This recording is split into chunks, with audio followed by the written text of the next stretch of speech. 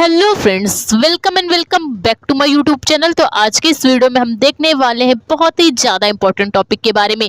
तो टॉपिक देख लीजिए। टॉपिक आज का हमारा है आचार्य रामचंद्र शुक्ल जी का जीवन परिचय। हम आचार्य रामचंद्र शुक्ल जी का जीवन परिचय बोर्ड पेपर वाली कॉपी पे कैसे आसानी के साथ, ट्रिक के साथ लिखेंगे, सब कुछ इस वीडियो में आपको लिखना और कैसे आप टॉपर की तरह लिख सकते हैं सब कुछ बताएंगे, जिससे आपका जो 5 नंबर का ये जो जीवन परिचय पूछा जाता है और टोटल मिला के कहें तो 10 नंबर के जीवन परिचय आपके आते हैं। ठीक है, 5 नंबर का आपका आता है गद्य का यानी लेखक वाला और 5 नंबर का कवि वाला जीवन परिचय आता है। तो एक वीडियो देखने से, इस एक वीडियो को देखने से आपके 10 नंबर पूरी तरह से कंफर्म हो जाएंगे। तो पूरा वीडियो देखना, आपको ट्रिक के साथ आसानी से टॉपर कैसे लिखते हैं सब कुछ पूरा हेल्पफुल वीडियो हम आपको यहाँ पे देने वाले हैं। ठीक है, तो चलिए स्टार्ट करते हैं। हम जीवन परिचय बोर्ड पेपर की कॉपी पे कैसे लिखेंगे। ठीक है, तो सबसे पहले बात कर लें कि पेन की कि कौन कौन से पेन हमें बोर्ड पेपर में यूज़ करने होते हैं। ठीक है, तो हम क्या करते हैं, यहाँ पे ब्लू पेन यूज़ करते हैं। लेक्सर पेन का आपको यूज़ नहीं करना है, क्योंकि लेक्सर पेन क्या होते हैं, कॉपी के पेज में छप जाते हैं और दूसरे साइड भी छप जाते हैं। तो जब आपको कॉपी मिलती है तो इस पेज पे आप नहीं लिख सकते हैं। तो पेन ऐसे यूज़ करना जो आपके लिए हेल्पफुल हो। तो ठीक है, हम यहाँ पे जेल पेन यूज़ कर रहे हैं। देख सकते हैं आप, नटराज का जेल पेन है। देख सकते हैं आप, नटराज का जेल पेन है। ये हमारा ब्लू पेन है। ठीक है, और ये हम नटराज का ही ब्लैक पेन यूज़ कर रहे हैं। ठीक है, और 2 स्केच यूज़ कर रहे हैं, एक ब्लू और एक ब्लैक। आपको कई सारे कलर्स के स्केच नहीं ले जाने हैं, केवल इन्हीं 4 से हम क्या करेंगे, पूरी बोर्ड की कॉपी लिखते हैं और इन्हीं 4 चीज़ों का यूज़ करके ही हम आज का जीवन परिचय भी लिखेंगे।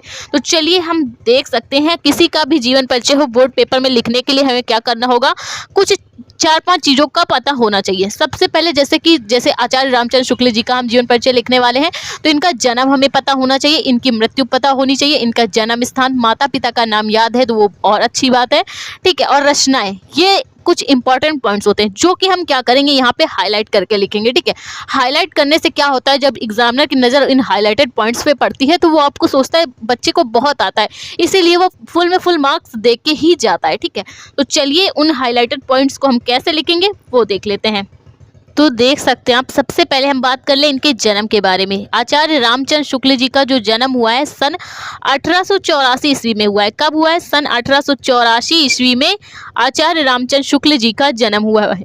और अगर हम मृत्यु के बारे में बात करें तो इनकी मृत्यु हुई है सन 1941 ईस्वी में। ठीक है, आप लोग इनका जो जन्म है मृत्यु के बीच में कितना गैप है, इसमें इन्होंने कितनी एज जी है वो हमें कमेंट करके बताना। ठीक है, सन 1884 ईस्वी में इनका जन्म हुआ है और सन 1941 ईस्वी में इनकी मृत्यु हुई है। अगर हम जन्म स्थान के बारे में बात करें तो इनका जो जन्म स्थान रहा है वो बस्ती जनपद के, बस्ती जिला के अगोना ग्राम में, बस्ती जिले के अगोना ग्राम में। कहाँ हुआ है, बस्ती जिले के अगोना नामक ग्राम में, अगोना नामक ग्राम में इनका जन्म स्थान रहा है। ठीक है, अगर हम इनके पिता के बारे में बात करें तो इनके पिताजी का नाम था चंद्रबली शुक्ल। क्या नाम था इनके पिताजी का, चंद्रबली शुक्ल इनके पिताजी का नाम था। किनके पिताजी का, आचार्य रामचंद्र शुक्ल जी के पिताजी का नाम था चंद्रबली शुक्ल। और अगर भैया हम इनके माताजी के बारे में बात करें तो इनकी माताजी का क्या नाम था, इनकी माताजी का नाम था विभाषी देवी। क्या नाम था, विभाषी देवी इनकी माताजी का नाम था। ठीक, अगर हम इनकी रचनाओं के बारे में बात करें तो जो रचनाएं हमें याद हैं वो है रश्मिमांसा। कौन सी हैं, रश्मिमांसा। ठीक है, चिंतामणि, चिंतामणि, विचार विधि हो गई। ठीक है, रश्मिमांसा, चिंतामणि, विचार विधि थी। ये काफ़ी सारी इंपॉर्टेंट रचनाएं आचार्य रामचंद्र शुक्ल जी ने रचित की हैं। ठीक है, तो हमें कुछ जो इंपॉर्टेंट चीज़ें पता थी उनको हमने क्या कर दिया, यहाँ पे हाईलाइट करके लिख दिया। अब अभी ये हाईलाइट नहीं हुई है, हम इसको क्या करेंगे, एक ब्रैकेट के अंदर क्लोज कर देंगे। जैसे ही जब हम ब्रैकेट के अंदर क्लोज करेंगे तो ये इंपॉर्टेंट हाईलाइटेड पॉइंट अलग से ही दिखेंगे जब भी कोई एग्जामिनर कॉपी आपकी चेक करेगा। ठीक है, तो चलिए इसको हम ब्रैकेट में बंद कर देते हैं। तो देख सकते हैं आप, हमने हाईलाइटेड पॉइंट्स को ब्रैकेट में बंद कर लिया है। अब हम इनका जीवन परिचय कैसे लिखेंगे। ठीक है, तो चलिए स्टार्ट करते हैं। इनका जो जन्म हुआ सन 1884 ईस्वी में हुआ। कब हुआ, 1884 ईस्वी में, बस्ती जनपद के अगोना नामक ग्राम। तो चलिए स्टार्ट करते हैं। तो हम लिखेंगे क्या, आचार्य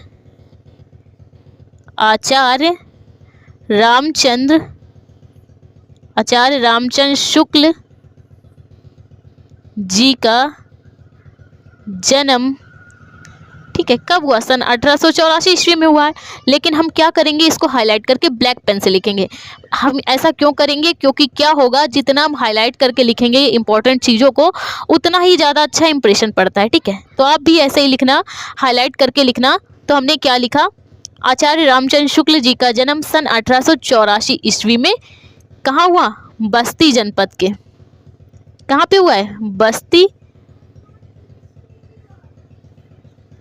बस्ती जनपद के अगोना ग्राम में।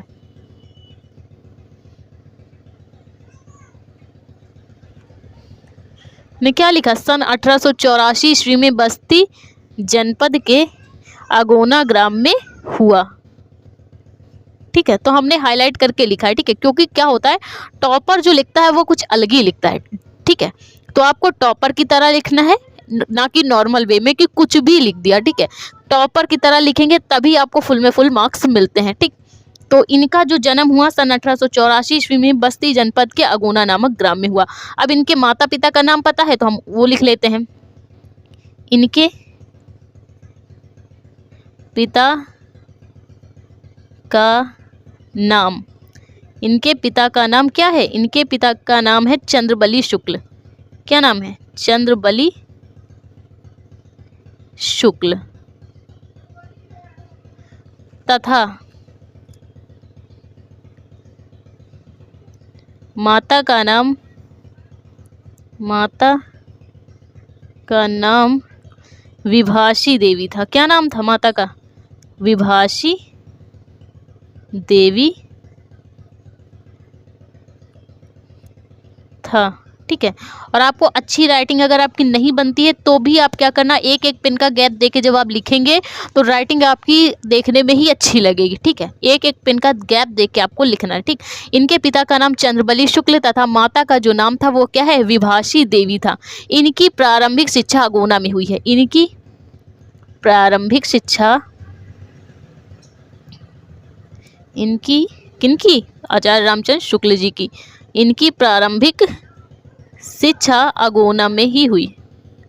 अगोना में ही हुई। ठीक है, इनकी प्रारंभिक शिक्षा अगोना में ही हुई। इसके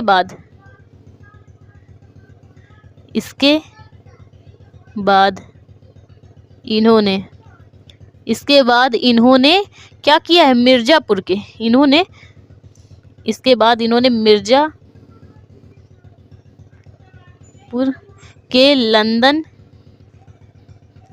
मिशन स्कूल से, लंदन मिशन स्कूल।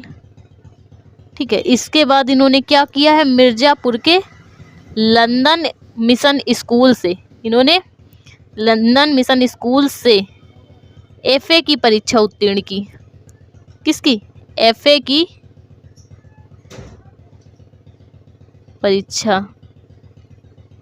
ठीक है, एफए की परीक्षा उत्तीर्ण की। ठीक है, कहाँ से? मिर्जापुर के लंदन मिशन स्कूल से इन्होंने एफए फाइनल की परीक्षा उत्तीर्ण की। इसके बाद ये वकालत पढ़ने गए हैं। ठीक है, इन्होंने वकालत पढ़ने इलाहाबाद गए हैं। ठीक है, इलाहाबाद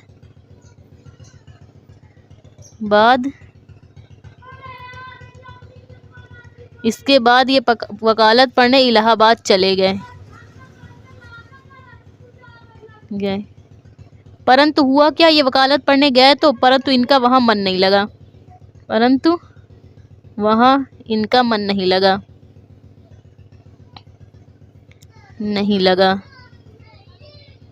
ठीक है, इलाहाबाद वकालत पढ़ने तो गए परंतु इनका वहाँ पे मन नहीं लगा। इसके बाद इन्होंने क्या किया वो हम देख लेते हैं। इसके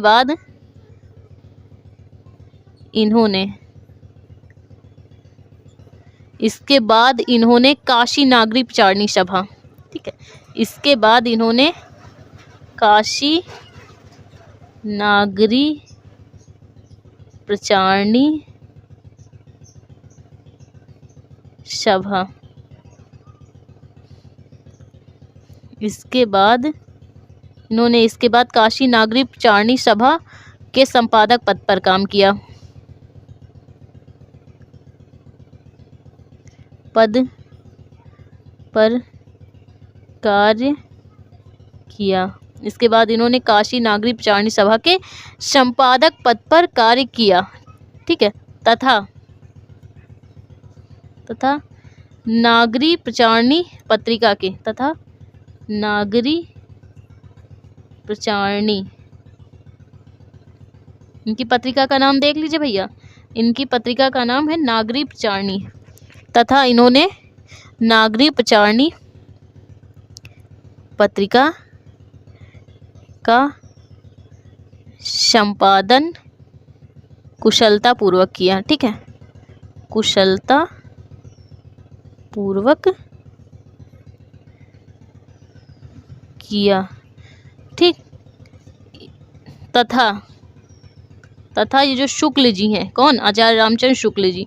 तथा शुक्ल जी काशी हिंदू विश्वविद्यालय के, काशी हिंदू विश्वविद्यालय, ठीक है, काशी हिंदू विश्वविद्यालय के प्राध्यापक पद पर, प्राध्यापक पद पर भी कार्य किया।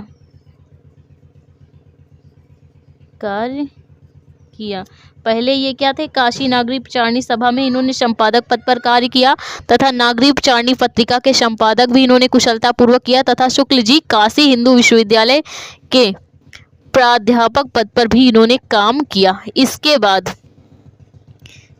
बाद ये इसी तरह साहित्य सेवा करते हुए, इसी तरह साहित्य सेवा करते हुए 1941 ईस्वी को परलोकवासी हो गए।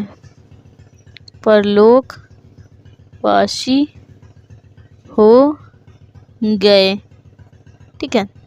तथा ये इसी प्रकार साहित्य सेवा करते हुए सन 1941 ईस्वी को परलोकवासी या गोलोकवासी हो गए। ठीक है। तो इसी तरह से जीवन परिचय लिखा जाता है। किसी का भी जीवन परिचय आपको इसी तरह से लिखना है। ठीक है। तो आई होप आपको आचार्य रामचंद्र शुक्ल जी का जीवन परिचय लिखना समझ में आया हो तो प्लीज़ वीडियो को लाइक, हमारे चैनल को सब्सक्राइब करें। Thank you for watching this video.